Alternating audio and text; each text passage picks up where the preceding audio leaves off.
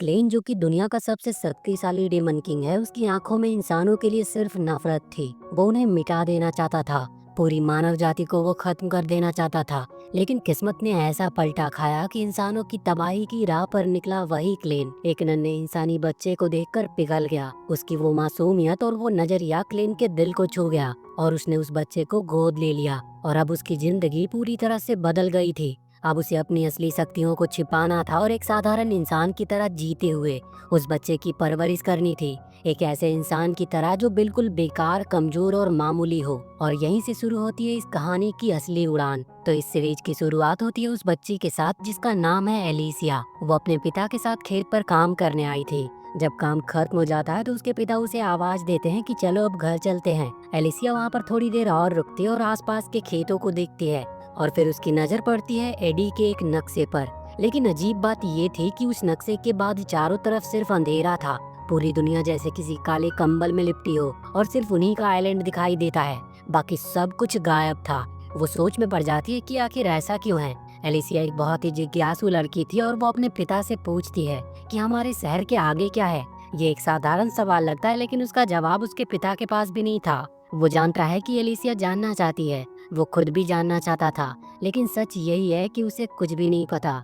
वो एलिसिया को बताता है कि हर इंसान के भीतर जिज्ञासा होती है, कुछ जानने की और आगे बढ़ने की। लेकिन जब जब किसी ने उस अंधेरे में जाने की कोशिश की, कुछ भी नहीं बचा। तबाही मच गई। वहाँ पर उन अंधेरों के बीच में चार भयानक डीमन बसे हैं। ये चारों ईडी की दिशाओं को उत्तर, दक्षिण, पूरब, पश्चिम गार्ड कर रहे हैं। और जितनी भी टीमें या लोग वहाँ पर गए हैं, सब खत्म हो गए। कोई लौट कर वापस नहीं आया। एलिसिया ये सुनकर हैरान रह जाती है। वो सोचती है कि क्या ये जगह सच में इतनी खतरनाक है। लेकिन उस सच्चाई से उसके भीतर की जिज्ञासा खत्म नहीं होती, बल्कि और बढ़ जाती है। उसके पिता उससे कहते हैं कि जब तक वो डीमन मारे नहीं जाते तब तक कोई ये नहीं जान सकता कि उन अंधेरों के पार है क्या। लेकिन हर समस्या का एक समाधान जरूर होता है, और इस समस्या का समाधान है ट्रेजर्स, यानी वो हथियार जो केवल चुने गए हीरोज को मिलते हैं।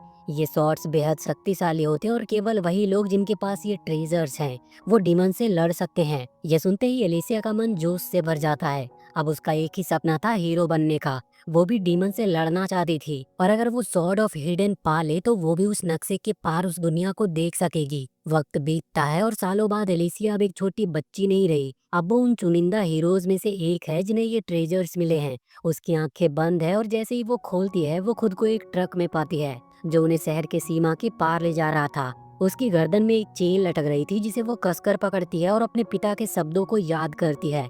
और अब वो उस लड़ाई के लिए तैयार थी, अपने शहर के लिए और मानव जाति के लिए। इस मिशन पर वो अकेली नहीं थी, उसके साथ और भी कई सारे हीरोज थे जिनके पास अलग अलग ट्रेजर्स थे। ट्रक के सफर के दौरान सभी आपस में बातचीत करने लगते और एक दूसरे का परिचय देने लगते हैं। उनमें से कुछ नाम खास है। मिनेल, जिसके पास ट्रेजर वान क्यू है, वो दावा करता है कि उसे ये भी नहीं पता कि वो खुद कहाँ से है। जैसे ही वो एलिसिया की तरफ देखता है तो वो चौंक जाता है कि टीम में एक लड़की भी है। लेकिन एलिसिया यहाँ पर कुछ भी नहीं कहती। वो ना ही अपना नाम बताती और ना ही कोई और जानकारी देती है। एक और हीरो जिसका नाम स्टेफन होता है, उसका ट्रेजर होता है टेनमा, और कहा जाता है कि वो सबसे शक्तिशाली है। जैसे जैसे ट्रक सीमा के करीब पहुंचता है, स्टेफन सभी को चेतावनी देता है कि हम अब बहुत नजदीक आने वाले हैं। तभी ट्रक अचानक से रुक जाती है और ड्राइवर कहता है कि कैरेज अब और आगे नहीं जा सकती। सभी हीरोज नीचे उतरने की तैयारी करते हैं, लेकिन वो ठीक से उतर भी नहीं पाते कि अंधेरे में से डेमन्स उन पर हमला कर देते हैं और कुछ ही पल में कई लोग मारे जाते हैं और कुछ तो ट्रक से बाहर भी नहीं निकल पाए थे। स्टेफन जोर से चिल्लाता है कि बाहर आओ और लड़ाई करो। वो तुरंत ही टीम को अलग अलग स्क्वाड्स में बांट देता है। आर्चर्स एक दिशा में और लैंसर्स दूसरी दिशा में। हर कोई अपनी पोजीशन ले लेता है। स्टेफन खुद एलिसिया के साथ एक टीम बनाता है। एलिसिया के पास थी ट्रेजर ऑफ लुआटुबामे, एक रहस्यमयी और बहुत ही ताकतवर हथियार। एलिसिया न सिर्फ ताकतवर है बल्कि अपने आसपास की हर चीज को लेकर सतर्क भी है। वो अपने आसपास के माहौल को समझती है, पढ़ती है और तुरंत फैसला लेती है। उनके सामने एक पहाड़ था और उस पहाड़ की चोटी पर खड़ा था एक भयानक डीमन लॉर्ड। वो एक अजीब तरह की फिलॉसफी की बात करता है। वो केओस की बात कर रहा था। वो कहता है कि दुनिया केओस से बनी है, और अगर ऐसा है तो वो खुद केओस से जन्मा है। और जैसे जैसे लड़ाई आगे बढ़ती है, सभी हीरोज उस पहाड़ी और घाटियों को पार करते हुए चोटी की ओर बढ़ते हैं। स्टेफन बेहद एक्साइटेड था। उसे सबसे बुद्धिमान हीरो कहा जाता था और आज उसे अपने नाम को सच साबित करना था। वो चिल्लाकर कहता है कि आज का दिन वो है जब हम अपना नाम इतिहास में दर्ज करेंगे। जिन्होंने हमें चुना है उन्हें दिखाएंगे कि उनका फैसला सही था। और जैसे ही वो माउंटेन मून की चोटी पर पहुंचते हैं, उनके सामने आता है वो डीमन लॉर्ड, जिसका नाम था क्लेविटिस ऑफ द साउदर्न मूनलाइट। वो दिखने में शानदार था, और अगर ये शब्द उसके लिए सही हो तो उसकी सफेद मुलायम त्वचा, उसका रौब, उसका चेहरा, और वो बहुत ही खतरनाक था। स्टेफन एक पल के लिए पीछे हटता है। वो जानता है कि ये डीमन बहुत खतरनाक है, लेकिन वो ये भी जानता है कि वो सब हीरो हैं और उन्हें ये युद्ध जीतना ही है। अब वक्त आ गया है इस दुनिया की सबसे बड़ी लड़ाई को शुरू करने का। एक ऐसा युद्ध जो इतिहास में दर्ज होगा। एक ऐसा युद्ध जहाँ इंसान डीमन से भिड़ेंगे और शायद पहली बार नक्शे के उस पार की दुनिया को देखा जाएगा। जैसे ही स्टेफन खुद को लड़ाई के लिए तैयार करता, अपने भीतर के डर को दबाकर खुद को वो प्रेरित करता है, तो क्लेविटिस अचानक दूर से उसके ऊपर हमला कर देता है, और कोई चेतावनी नहीं और न ही वो कोई संकेत देता है। बस एक ही पल में क्लेविटिस की शक्ति हवा में लहराती है और स्टेफन दीवार से जा टकराता है। उसके शरीर के टक्कर से चट्टानें हिल जाती और कुछ ही क्षणों में वो जमीन पर गिरता है, बिल्कुल ही बेजान। हर कोई ये देखकर बिल्कुल हैरान रह जाता है। डर के मारे उनके पैर जम गए थे। क्लेविटिस ने ना स्टेफन के पास आकर हमला किया, ना ही अपनी जगह से हिला। वो तो बस वहीं खड़ा था। फिर भी उसका हमला इतना सटीक और इतना प्रबल था कि सबसे ताकतवर हीरो को उसने एक झटके में खत्म कर दिया। इसके बाद एक और हीरो सामने आता और चीख कर बाकी सभी को हिम्मत देता है। वो कहता है कि हमें डरना नहीं है, हमें लड़ना है। सभी धीरे धीरे अपने कॉन्शियस में लौटते हैं और हथियार उठाकर क्लेविटिस की ओर आगे बढ़ते हैं। लेकिन एलिसिया भी वहीं पर खड़ी थी। वो तुरंत हमला नहीं करती। वो अपने आसपास के वातावरण को गहराई से ऑब्जर्व करती है, और जैसे ही बाकी हीरोज क्लेविटिस के पास पहुंचते हैं, एक एक करके वो गिरने लगते हैं। वो ना तो उन्हें छूता है और ना ही कोई जादू दिखाता है। फिर भी वो मरते जा रहे थे। बस क्लेविटिस वहाँ खड़ा होता है, और वो भी बिल्कुल शांति से। लेकिन जो चीज हिला रही है सबको, वो है उसकी शैडो। एलिसिया को आखिरकार सच्चाई का एहसास होता है। वो जोर से चिल्लाती है कि ये हमें अपनी परछाई से मार रहा है, उससे दूर भागो और उसकी शैडो के पास मत जाओ। बाकी हीरोज हैरान हो जाते हैं और वो सोचते हैं कि शैडो, क्या ये मुमकिन है? लेकिन एलिसिया अब देर नहीं करती। वो तेजी से दौड़ना शुरू करती है और वो पहाड़ की चट्टानों पर छलांग लगाते हुए आगे बढ़ती है। हवा में उछलती है और उसकी नजर बराबर क्लेविटिस की परछाई पर होती है। अचानक उसकी शैडो एलिसिया की ओर बढ़ती है, लेकिन एलिसिया पहली हीरो बनती है जो उस हमले को पहले ही भांप लेती है और समय रहते उससे बच निकलती है। क्लेविटिस की आंखें एकदम चमक उठती है। ये उसके लिए बहुत ही हैरान करने वाला क्षण था, जिसे देखकर वो पूरी तरह से शॉक्ड था, क्योंकि हजारों वर्षों के बाद पहली बार किसी इंसान ने उसकी शक्ति को पहचान लिया है और उससे बच निकला था। उसके भीतर एक उत्सुकता जागती है कि ये तो कुछ अलग है। वो सोचता है कि क्या यही इंसानियत है, वो प्रजाति जिसे वो हमेशा कमजोर, डरपोक और कीड़ों के समान समझता आया था। लेकिन अब वो देख रहा है कुछ और ही, कुछ ऐसा जो उसने पहले कभी नहीं देखा था, जिसमें करेज, डिटर्मिनेशन और लड़ने का जज्बा था। वो सबको मारता चला जाता है। शैडो हर तरफ फैल जाती और हीरोज एक एक करके गिरते जा रहे थे, और अंत में दुर्भाग्य से वो हमला एलिसिया तक पहुंचता है। वो उड़ती हुई हवा में जाती है। उसकी आंखें बंद हो जाती और वो जानती है कि अब कुछ भी नहीं बचा। वो मौत को एक्सेप्ट कर लेती है और अपने पिता को याद करती है। वो अपने पिता से कह रही होती है कि मुझे माफ कर देना, मैं अपना सपना पूरा नहीं कर सकी। और वो ये भी फुसफुसाती है कि हर सपना हकीकत नहीं बनता, और शायद उसका सपना भी उन्हीं अधूरे ख्वाबों में गुम हो गया। अब सीन यहाँ से शिफ्ट होता है कैपिटल हिडार्ट हायन किंगडम की राजधानी में। वहाँ की गलियों में लोग अपने काम में बिजी थे। व्यापार, त्योहार और साधारण जिंदगी में लोग उलझे हुए थे। किसी को अंदाजा तक नहीं था कि एक भयानक शक्ति उनके द्वार तक पहुँच चुकी है। क्लेविटिस सामने वाले पहाड़ से उतरता है और उसकी उपस्थिति से ही पूरा शहर कांप उठता है। लोग भय से चिल्लाते हैं और इधर उधर भागने लगते हैं, लेकिन क्लेविटिस बहुत ही शांत था। उसके चेहरे पर कोई क्रोध नहीं थी। वो सिर्फ एक सवाल लेकर आया था कि ये लोग यहाँ पर कर क्या रहे हैं। उसे याद आता है कि वो जो उसके क्षेत्र में आए थे, जिन्होंने उसे चुनौती दी थी, उन्होंने खुद को हीरोज कहा था और उन्होंने दावा किया था कि उन्हें हायन किंगडम के राजा ने भेजा है। अब उसका इरादा साफ था, वो इन सब लोगों को रास्ते से हटा देगा और खुद राजा तक पहुंचेगा। शहर के निवासी इधर उधर भाग रहे होते हैं और सैनिक हरकत में आ जाते हैं। नाइट्स अपनी पोजीशन लेते हैं और आर्चरीज छतों पर चढ़ते हैं और वो क्लेविटिस पर तीरों से बारिश कर देते हैं। लेकिन क्लेविटिस कोई जवाबी हमला नहीं करता। वो बस हवा में उड़ता है और सीधे महल की ओर जाता है। वो अब जानना चाहता है कि ये लोग असल में कितने ताकतवर हैं और उनकी ताकत का स्रोत क्या है। महल के गेट पर सुरक्षा बल बढ़ा दिए जाते हैं और हजारों तीर उस पर दागे जाते हैं, लेकिन एक भी क्लेविटिस तक पहुंच नहीं पाता। वो सब कुछ देखता और फिर उसकी आंखों में निराशा झलकती है। वो सोचता है कि ये हैं वो लोग जो खुद को महान समझते हैं, ये तो अब भी बहुत कमजोर हैं। फिर वो अपनी एक हथेली उठाता और उसे दीवार की ओर फेंकता है। दीवार गिर जाती है, जैसे किसी पुराने दीवार को सिर्फ एक थपकी दी गई हो। नाइट्स घबरा जाते हैं और अब उन्हें एहसास होता है कि ये खतरा उनकी सीमा से बाहर का है। उनमें से एक भागता और सीधा राजा के पास पहुंचता है।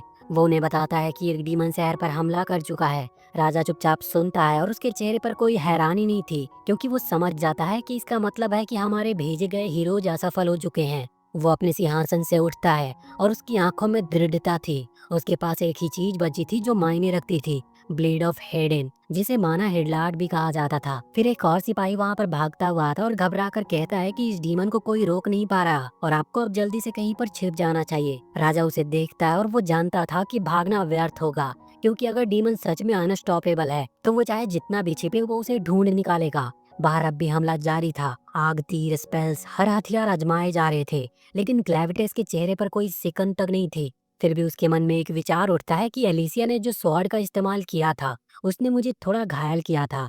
वो अपनी बाहों पर नजर डालता है जहाँ पर कुछ खरोंचे अब भी बाकी थी। इसका मतलब है अगर इंसानों को समय मिला और उन्हें अकेला छोड़ दिया जाए तो वो ताकतवर बन सकते हैं और वो उसे भी नुकसान पहुंचा सकते हैं। वो इंसानों के इलाकों से दूर रहना चाहता था, लेकिन इंसान है कि उसके क्षेत्र की चाह रखते थे। वो उसकी दुनिया में घुसते हैं और उसे चुनौती देते हैं, और यही उसे हर बार एक ही डिसीजन पर लाता है कि अब मैं हमला करूंगा, और यही जवाब होगा इंसानों की लालच का। जैसे ही राजा ब्लेड ऑफ हेडेन की रक्षा के लिए महल के अंदर बने सुरक्षित कमरे की ओर बढ़ता है और भारी दरवाजा खोलता है, ठीक उसी समय पर क्लेविटिस वहाँ पर पहुँच जाता है। राजा के चारों ओर फैले माहौल, उसकी पोशाक और आसपास रखी हुई शाही वस्तुओं को देखकर क्लेविटिस को ये समझने में जरा भी देर नहीं लगती कि उसके सामने खड़ा व्यक्ति कोई और नहीं बल्कि खुद इस राज्य का राजा है। वो बिना कोई संदेह जताए उससे पूछता है कि तुम ही हो इस जगह के शासक, और वो डीमन इस बार इंसानों की भाषा बोल रहा था। राजा एकदम चौंक उठता है कि एक डीमन इंसानों की भाषा कैसे बोल सकता है, और ये पूरी तरह से इम्पॉसिबल था। लेकिन जब क्लेविटिस खुद को परिचित कराता है तब राजा की आंखों में जो हैरानी थी वो भय में बदल जाती है। वो पहचान जाता है कि ये वही है, क्लेविटिस। क्लेविटिस आगे बढ़कर कहता है कि वो इंसानियत को खत्म करने नहीं बल्कि बचाने आया है, लेकिन वो तभी ऐसा कर पाएगा अगर उसे अपने कुछ सवालों के संतोषजनक उत्तर मिले, और ये उत्तर केवल राजा ही दे सकता था। यही सवाल तय करेंगे कि क्या मानव जाति बचेगी या समाप्त हो जाएगी। वो ये बात साफ कर देता है कि सिर्फ किंगडम हायेन के लोगों की नहीं बल्कि पूरी मानवता की बात कर रहा है वो। उसका सवाल बहुत ही साधारण था, लेकिन उनका प्रभाव गहरा होगा। वो पूछता है कि ये इंसान कौन है, उनका मूल स्वभाव क्या है, और वो किस प्रेरणा से काम करते हैं, और वो डीमन किंगडम पर क्यों हमला कर रहे हैं लगातार। राजा अपने एटीट्यूड में कहता है कि उसे एक डीमन को जवाब देने की कोई आवश्यकता नहीं है। वो ना तो डरा है और ना ही समझौता करने को तैयार है। क्लेविटिस दोबारा पूछता तक नहीं, और एक ही क्षण में वो अपनी शक्ति का उपयोग करता और राजा की गर्दन काट देता है। उसके सिर का ताज गिरता और वो जमीन पर ढह जाता है। इसके बाद क्लेविटिस चुपचाप महल से बाहर निकल जाता है। उसके भीतर अब ये धारणा और भी पक्की हो चुकी है कि इंसान एक खतरनाक जाति है, और जब तक वो उन्हें खत्म नहीं करता तब तक डीमन किंगडम सुरक्षित नहीं रहेगी।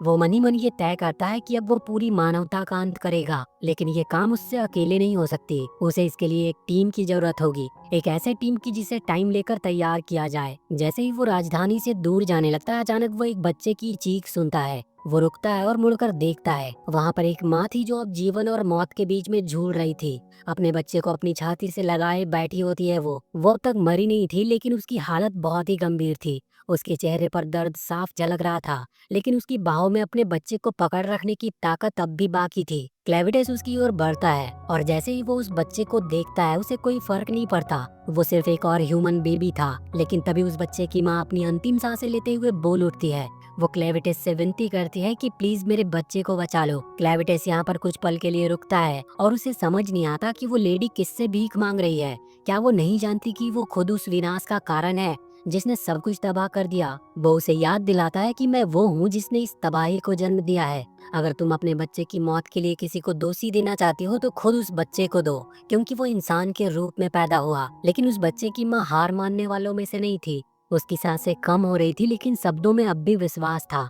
वो कॉन्फिडेंस से कहती है कि एक बच्चे को ये चुनने का अधिकार नहीं होता कि वो किस रूप में जन्म ले, तो इस वजह से इसमें इस बच्चे का कोई दोष नहीं है। क्लेविटिस पर इसका कोई सीधा प्रभाव नहीं पड़ता। उसका चेहरा अब भी वैसा ही शांत था। फिर भी वो कुछ सोचने लगता है, और फिर वो लेडी से कहता है कि अगर तुम चाहती हो कि मैं इस बच्चे को जीवित छोड़ दूं, तो तुम्हें ये साबित करना होगा कि ये इसके लायक है। वो लेडी फुसफुसा कर कहती है कि मैं अब कुछ साबित नहीं कर सकती, मैं मर रही हूँ, लेकिन मैं विश्वास करती हूँ कि एक दिन ये बच्चा खुद को साबित करेगा। और इस तरह वो अपना अंतिम सांस लेती है। उसकी बाहें ढीली हो जाती है, लेकिन बच्चे की पकड़ अब भी मजबूत थी। क्लेविटेस नीचे झुकता है और उस बच्चे को उठाता है। यहाँ पर वो पूरी तरह से आश्वस्त नहीं था, लेकिन उस बच्चे की माँ का विश्वास और उसकी आखिरी बात कि वो बच्चा एक दिन कुछ करेगा उसके मन में एक बीज बो देती है। इंसान तेजी से बढ़ते और वो सोचता है कि मुझे सिर्फ इंतजार करना होगा, और वो ये तय करता है कि वो इस बच्चे को जीवित रखेगा, बस ये देखने के लिए कि वो वाकई अपनी माँ की बातों पर खरा उतरता है या नहीं। उस विशाल और जटिल साम्राज्य में 5 मानव जातियां मौजूद थी। पहला डून, जिनकी संख्या सबसे अधिक है।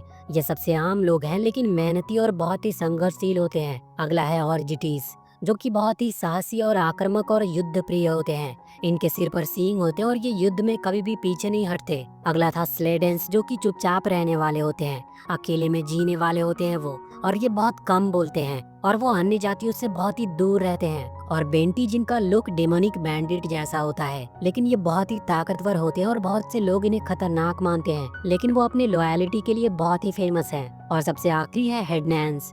इनकी संख्या सबसे कम है, लेकिन ये सबसे ज्यादा इंसानों जैसे दिखते हैं और बहुत ही बुद्धिमान माने जाते हैं। हेडनैंस के पास आर्नोसाइट नामक एक विशेष धातु है और उन्हें इससे हथियार बनाने की एक सीक्रेट तकनीक पता है। ये रहस्य केवल शाही परिवार में ही जाना जाता है। हेडनैंस इन वेपन को दून जाति को बेचना शुरू कर देते हैं और इस व्यापार के चलते दोनों जातियों में घनिष्ठ संबंध बन गए और इसी से मिक्स्ड ब्रीड का जन्म हुआ। लेकिन फिर भी आज भी कुछ प्योर ब्लडेड हेडनैंस जीवित हैं, जो पुरानी परंपराओं को निभा रहे हैं। उस राज्य की सीमाओं के बाहर घने जंगलों और पर्वतों में कुछ विचित्र प्राणी घूमते हैं, काले रौबदार 9 पूंछों वाले, और उनके रूप कुछ कुछ नारुतो वाले कारोमा जैसे होते हैं, लेकिन उनकी वाइल्ड एनर्जी अलग ही लेवल की होती है। और इन्हीं पहाड़ों की लूना माउंटेन्स की गहराइयों में क्लेविटेस अब भी जीवित था। उसके पास वही बच्चा होता है जिसे वो शहर से लेकर आया था। कुछ छोटे भूखे बीश उस बच्चे की ओर बढ़ते और वो उसे खाने के लिए तैयार थे, लेकिन क्लेविटेस उन्हें एक ही झपट्टे में दूर फेंक देता है। वो अब जानता है कि ये बच्चा बेहद कमजोर है। वो सोचता है कि शायद ये अपनी एक्सपायरेशन तक जल्दी पहुंच जाएगा, लेकिन वो बच्चा डर से रोने लगता है। क्लेविटेस उस शोर से परेशान हो गया था और वो सोचता है कि इस बच्चे को चुप कैसे कराया जाए। वो धीरे धीरे अपने विशाल शरीर को झुकाता है और अपने एक हथेली से बच्चे को ढक लेता है और वो उसे गर्मी देता है। फिर वो अपनी नोकीले नाखून की नोक को बच्चे के माथे पर रखता है। बच्चा एक पल के लिए शांत हो गया था और गहरी नींद में सो जाता है। यहाँ पर क्लेविटेस बस उसे देखता रहता है, शायद उस भविष्य को जिसमें ये बच्चा कुछ बन सके। और जब क्लेविटेस उस बच्चे को ध्यान से देख रहा होता है तो उसे ऐसा लगता है कि ये छोटा प्राणी बहुत जल्द एक प्रूफ बॉम्ब गिराने वाला है। और जैसा कि उम्मीद थी, कुछ ही देर में बच्चा जाग जाता है और जोर जोर से रोने लगता है। उसकी चीखें लूना माउंटेन्स की गहराइयों तक गूंज उठती है। ये सब देख क्लेविटेस झुंझला जाता है, लेकिन अब वो उसे मार भी नहीं सकता था क्योंकि वो खुद ही उसे उठा कर लाया था। वो बच्चे को गोद में लेकर इधर उधर भटकने लगता है, ये सोचते हुए कि कैसे चुप कराया जाए। उसके दिमाग में एक ही उपाय आता है कि इसे किसी गड्ढे में फेंक देना चाहिए, लेकिन तभी वो रुकता और सोचता है कि ये कोई क्रूरता वाली बात नहीं होगी। दरअसल वो गड्ढा एक तरह की प्राकृतिक खाद से भरा था, जिसमें बहुत सारे कीड़े रेंग रहे होते हैं। और ये खतरनाक कीड़े नहीं, बल्कि ऐसे कीड़े हैं जो गंदगी और मल पर पलते थे। जब ये कीड़े अपने छोटा सा डिनर एंजॉय कर रहे होते हैं तो क्लेविटेस वहीं खड़ा होकर सोचता है कि शायद इंसान बहुत तेजी से बड़े हो जाते हैं। उसे यही लगता है कि शायद कुछ ही रातों में ये बच्चा खुद अपना खाना ढूंढने लगेगा। यहाँ उसे याद आता है कि उसने इस बच्चे को कहाँ से उठाया था, लेकिन वो अब भी ये नहीं जानता कि ये बच्चा असल में है कौन। यहाँ पर वो अपने आप को कोसता है। वो सोचता है कि मुझे उस औरत की बातों में आकर उस बच्चे को उठाना नहीं था और अब इससे छुटकारा पाने का उसके पास और कोई तरीका भी नहीं था। लेकिन फिर उसका आत्मसम्मान जागता है। वो कहता है कि मैं लॉर्ड ऑफ डार्क बीस्ट हूँ, मैं कोई कायर नहीं जो इस बच्चे को वापस मरने के लिए छोड़ दूं। यही सोचकर वो तय करता है कि अब वो इस बच्चे की परवरिश खुद ही करेगा। मगर प्रॉब्लम ये थी कि उसे इंसानों की देखभाल करने के तरीकों की बिल्कुल भी जानकारी नहीं थी। ना तो उसे पता है कि बच्चों को क्या खाना चाहिए और ना ही कि उन्हें कैसे सुलाया जाता है। वो चारों ओर नजर दौड़ाता और उन लाशों को देखता है जिन्हें उसने हाल ही में मारा था। उनमें से एक महिला की लाश उसे पहचान में आती है, जिसका नाम एलिसिया था। क्लेविटेस को याद आता है कि एलिसिया के पिता को डार्क बीस्ट ने मार दिया था और वो बदले की भावना में एक सेना लेकर आई थी। उसने खुद की जान को खतरे में डालकर क्लेविटेस पर हमला किया था, लेकिन नतीजा सिर्फ विनाश निकला और उसकी ये कोशिश बिल्कुल असफल रही थी। अब क्लेविटेस उसे एक और मौका देने का फैसला करता है। वो अपने हाथों को उसकी बॉडी पर फैलाता है और अपनी डार्क पावर्स का यूज करके एलिसिया को फिर से जिंदा कर देता है। जैसे ही वो दोबारा सांस लेती है, वो एकदम से चौंक जाती है। उसके शरीर में फिर से एनर्जी दौड़ती है और वो सीधे क्लेविटेस पर हमला करने की कोशिश करती है, लेकिन वो जल्दी महसूस करती है कि उसके पास कोई तलवार नहीं है और उसके साथी भी सब मारे जा चुके हैं। क्लेविटेस यहाँ पर कहता है कि मैंने तुम्हें अपनी डार्क एनर्जी से जिंदा किया है, अब तुम एक वॉकिंग डेड हो और तुम्हारा जीवन अब मुझसे जुड़ा है। एलिसिया को यह सुनकर गहरा झटका लगता है। वो अपने शरीर को देखती है जो अब थोड़ा पेल हो चुका था और महसूस करती है कि वो अब कोई सामान्य इंसान नहीं रही, वो अब एक सुंदर सी ज़ॉम्बी बन चुकी है। वो अपने होश में आने की कोशिश करती है और सोचती है कि ये डीमन इतने साफ इंसानी भाषा कैसे बोल सकता है। और साथ ही वो ये भी महसूस करती है कि शायद वो इस कत्लेआम से बचने वाली इकलौती इंसान है। क्लेविटिस उसकी तरफ देखता है और ऑर्डर देता है कि अपने ऑरेंजेस दिखाओ। यह सुनकर एलिसिया की आंखें फैल जाती है। वो चौंक कर सोचती है कि क्या इस डीमन ने अभी अभी उससे ऐसा अश्लील आदेश दिया। उसके दिमाग में बहुत ही गंदे थॉट्स दौड़ने लगते हैं और वो बहुत गुस्से में आ जाती है। लेकिन तभी क्लेविटिस उसे बताता है कि बच्चा भूखा है, तुम अभी अपने आर्मर उतारो और इस बच्चे को दूध पिलाओ। और तब एलिसिया को बात समझ आती है। उसका इशारा दूध पिलाने की ओर था, लेकिन तब तक बहुत देर हो चुकी थी। वो पहले ही अपनी आर्मर की पट्टियां खोलने लगी थी। वो बिल्कुल ना चाहते हुए भी उसकी ऑर्डर को फॉलो करती है, लेकिन एलिसिया चाहकर भी उस बच्चे को दूध नहीं पिला सकती थी, जिस पर क्लेविटिस उसके ऊपर थोड़ा भड़क जाता है और उसकी आवाज में झुंझलाहट थी। यहाँ पर एलिसिया बहुत ही एम्बैरेस्ड महसूस करती है। उसकी आंखें नम हो जाती और वो बड़बड़ाती है कि तुम मुझे मार क्यों नहीं देते, क्योंकि मैं इस ह्यूमिलिएशन को सह नहीं सकती। यहाँ पर क्लेविटिस उसकी बातों पर ध्यान नहीं देता और उसका ध्यान अब भी बच्चे की भूख पर थी। उसी पल बच्चा फिर से रोने लगता है। अब क्लेविटिस और एलिसिया के बीच में एक नई बहस शुरू हो जाती है कि तुम्हें तो पता होना चाहिए कि बच्चों को कैसे चुप कराते हैं। एलिसिया जवाब देती है कि मुझे कोई अनुभव नहीं है, लेकिन हमें किसी ऐसे औरत की जरूरत होगी जो बच्चे को दूध पिला सके। क्लेविटिस यहाँ पर सोचने लगता और पूछता है कि वो कहाँ से लाएंगे ऐसी औरत। एलिसिया उत्तर देती है कि हमें किसी को हायर करना होगा। क्लेविटिस तुरंत कहता है लेकिन मेरे पास पैसे नहीं है। एलिसिया सोच में पड़ जाती है और फिर कहती है कि तुम्हारे पास अरकान साइट भरे पड़े हैं, तुम उसे बेच सकते हो। क्लेविटिस इस सुझाव पर विचार करता है और उससे कहता है कि सही कहा। और अभी वो सोच ही रहा होता है कि एलिसिया उसे एक और मौका देकर मारने का विचार करती है, लेकिन उसके पास कोई हथियार नहीं था, इसीलिए वो चुपचाप खड़ी होती है। और आखिरकार क्लेविटिस मान जाता है कि उसे किसी ऐसे इंसान की जरूरत है जो बच्चे को दूध पिला सके। वो जैसे ही बाहर जाने को होता है, एलिसिया उसे रोकती है और कहती है कि तुम अपने असली रूप में शहर में नहीं जा सकते, तुम इतने बड़े हो कि तुम्हें देख के ही लोग डर जाएंगे। क्लेविटिस को भी ये बात सही लगती है, तो यहाँ पर एलिसिया खुद ही बच्चे को शहर में ले जाने की बात करती है, लेकिन क्लेविटिस उसे मना कर देता है। वो कहता है कि यह बच्चा मेरी निगरानी में ही रहेगा। फिर वो अपने शरीर को कंसंट्रेट करता और खुद को एक इंसानी लड़के में बदल लेता है। उसकी कद काठी छोटी हो जाती है और चेहरा मासूम और यंग लगने लगता है, लेकिन उसकी 9 पूंछें अब भी पीछे लहरा रही होती है और उसके सिर पर एक छोटा सा सींग भी दिख रहा होता है। वो अपनी पूंछों को एक शैडो पॉकेट में छिपा देता है, लेकिन उसे इस बात का अंदाजा नहीं होता कि सींग अब भी दिख रहा है। एलिसिया उसकी तरफ देखती है पर कुछ कहती नहीं। बाहर निकलने से पहले वो खुद का और बच्चे का नाम सोचता है। वो अपना नाम रखता है क्लेन और बच्चे का नाम रखता है लूना। वो एलिसिया से पूछता है कि तुम्हारा नाम क्या है। एलिसिया कुछ पलों की चुप्पी के बाद हल्के स्वर में कहती है कि उसका नाम अलीसिया है। इसके बाद तीनों मिलकर एक छोटी सी नदी की ओर निकल पड़ते हैं और जैसे ही वो उस जगह पर पहुंचते हैं जहाँ पर पानी मौजूद था, एलिसिया खुद पहल करती है और बच्चे को नहलाने की जिम्मेदारी अपने हाथों में लेती है। वो बड़े ही प्यार से बच्चे को नहला रही होती है, उसके छोटे छोटे हाथों और पैरों को पानी से साफ कर रही होती है, लेकिन तभी क्लेन एकदम से बीच में टपक पड़ता है बिना कोई चेतावनी दिए। एलिसिया उसे देखकर चौंकती है, लेकिन उसे नजरअंदाज करते हुए अपना काम जारी रखती है। वो बस नहला ही रही होती है कि अचानक बच्चे की तरफ से एक पीप बॉम्ब उसके चेहरे पर गिरता है। एलिसिया की आंखें कुछ पलों के लिए बंद हो जाती है और फिर वो गहरी सांस लेकर खुद को शांत करने की कोशिश करती है। क्लेन इस बार बिना हंसे रह नहीं पाता और सार्कास्टिक लहजे में कहता है, लगता है तुम्हें रॉयल ट्रीटमेंट मिल रहा है। क्लेन जैसे एक तंग करने वाली सांस हो हर चीजों में टांग अड़ाने लगता है कि कैसे बच्चे को पकड़ा जाए, किस एंगल से साफ किया जाए और किस हिस्से को ज्यादा अच्छे से रगड़ा जाए। एलिसिया इससे चिढ़ जाती है, लेकिन वो चुपचाप सब झेलती रहती है। जब बच्चे को पूरी तरह से नहला दिया जाता है तो एलिसिया के चेहरे पर एक सेटिस्फेक्शन झलकती है, लेकिन क्लेन को अब भी लगता था कि गुफा में रहने वाले पूप ईटिंग बग्स इससे बेहतर काम कर लेते। इसके बाद वो एलिसिया के पुराने कैंप की ओर बढ़ते हैं, लेकिन वहाँ पहुँचने पर वो खाली मिलता है। एलिसिया बताती है कि उन्होंने सभी जरूरी चीजें जैसे खाना, पानी और कुछ पैसे एक और छुपी हुई जगह में रखे हैं ताकि कोई हमला हो तो सब खो ना जाए। थोड़ा आगे बढ़ने पर क्लेन एलिसिया से कहता है कि अब वो खुद भी नहा ले, क्योंकि उसकी हालत देखकर ऐसा लग रहा है जैसे वो ग्रीज वर्ल्ड रिकॉर्ड में सबसे लंबे समय तक बिना नहाए रहने का खिताब जीतने वाली है। क्लेन उस बच्चे के कपड़े भी देता है ताकि वो उन्हें धो सके। एलिसिया झल्लाकर कुछ भी नहीं कहती और नदी के किनारे कपड़े धोने लगती है। तभी वो नोटिस करती है कि कपड़े पर एक खास निशान बना है जो था हेडनैन रॉयल फैमिली के क्रेस्ट का। एलिसिया का चेहरा तुरंत गंभीर हो जाता है।